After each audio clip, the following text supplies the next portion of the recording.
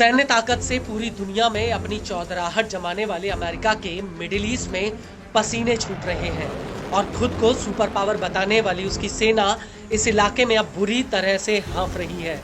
America के लिए middle east एक ऐसी जगह बन गया है जहां पर हर रोज उसकी साख को पलीता लग रहा है और ये कोई और नहीं बल्कि यमन का छोटा सा प्रतिरोधी समूह हूती कर रहा है। अकेले हूती ने लाल सागर से लेकर अरब सागर तक अमेरिकी सेना को घेर रखा है और इस इलाके में अमेरिकी सेना के ऊपर कब हूती के ड्रोन और मिसाइल आकर गिरेंगे ये खुद अमेरिका तक को नहीं पता। तमाम मॉडर्न टेक्नोलॉजी से लैस होने के बावजूद अमेरिकी युद्धपोत लाल सागर में हूती पर काबू पाने में पूरी तरह से नाकाम रहे हैं। उल्टा हूती पूरी ताकत से अमेरिकी सेना के ऊपर बमबारी कर रहा है। लेकिन अब ऐसा लग रहा है कि अमेरिका लगातार अपनी नाक बचाने के लिए पूरी दुनिया से झूठ बोल रहा है और वो झूठ मिडिल ईस्ट में हो रही उसकी दुर्गति का है जिसे अमेरिका बार बार छिपाने की कोशिश कर रहा है। दरअसल अब अमेरिका का एक बहुत बड़ा झूठ सामने आया है। वो ये है कि अमेरिका ने कहा था कि लाल सागर में उसके युद्धपोत ने गलती से अमेरिकी सेना के F-18 लड़ाकू जेट्स को मार गिराया था। लेकिन अब हूती का कहना है कि ये जेट अमेरिकी सेना ने नहीं बल्कि उसके लड़ाकों ने मार गिराया था और अपनी इज्जत बचाने के लिए अमेरिका ने कहा था कि गलती से उसके ही युद्धपोत ने इस जहाज पर हमला किया था। दरअसल हूती के प्रवक्ता ब्रिगेडियर जनरल याह्या सारी ने इस हमले की पुष्टि की है। उनका कहना है कि हूती ने अमेरिकी सेना के खिलाफ 8 क्रूज मिसाइलें और 17 ड्रोन हमले किए हैं। हूती के मुताबिक हूती के लड़ाकों ने अमेरिका के एक F-18 जेट को मार गिराया।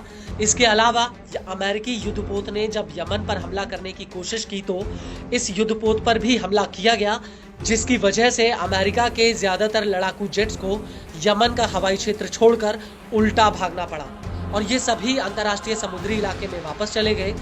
हूती के मुताबिक उसने अमेरिका के USS हैरी ट्रूमैन युद्धपोत पर हमला किया था जिसे बचाने के लिए ये जेट्स आगे आए थे। نجحت القوات المسلحة في إفشال هجوم أمريكي بريطاني على بلدنا حيث تم استهداف حاملة الطائرات USS هاري تورمان وعدد من المدمرات التابعة لها بالتزامن مع بدء الهجوم العدواني مساء يوم أمس على بلدنا. ونفذت العملية ب8 صواريخ مجنحة و17 طائرة مسيرة. وقد أدت العملية بعون الله تعالى إلى الآتي: أولاً إسقاط طائرة F-18 وذلك أثناء محاولة المدمرات التصدي للمسيرات والصواريخ اليمنية। आपको बता दें कि हूती का ये भी कहना है कि उसने USS हैरी एस ट्रूमैन पर कई हमले किए जिसकी वजह से उसे वापस लाल सागर के उत्तरी इलाके में अपनी पुरानी लोकेशन पर लौटना पड़ा। हूती का कहना है कि उसके लड़ाकों ने अमेरिका और ब्रिटेन के हमलों को पूरी तरह से नाकाम कर दिया और अगर भविष्य में यमन के ऊपर हमला दोबारा होता है तो वो इसका पूरी ताकत से जवाब देने के लिए तैयार है।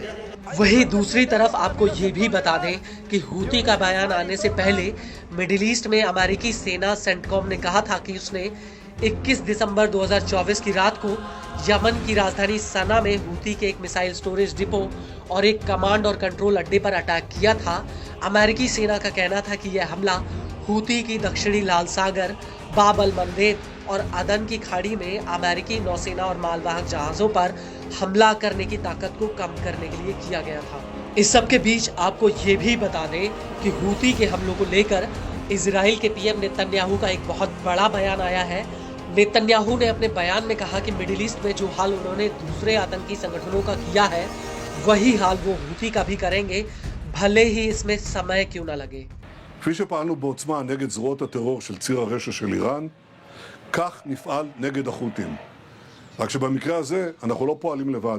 ארצות הברית וגם מדינות אחרות רואות כמונו את החות'ים כאיום לא רק על השיט הבינלאומי, על הסדר הבינלאומי.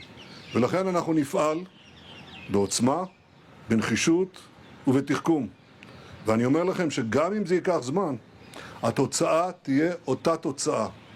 אותה תוצאה כמו מול זרועות הטרור האחרות.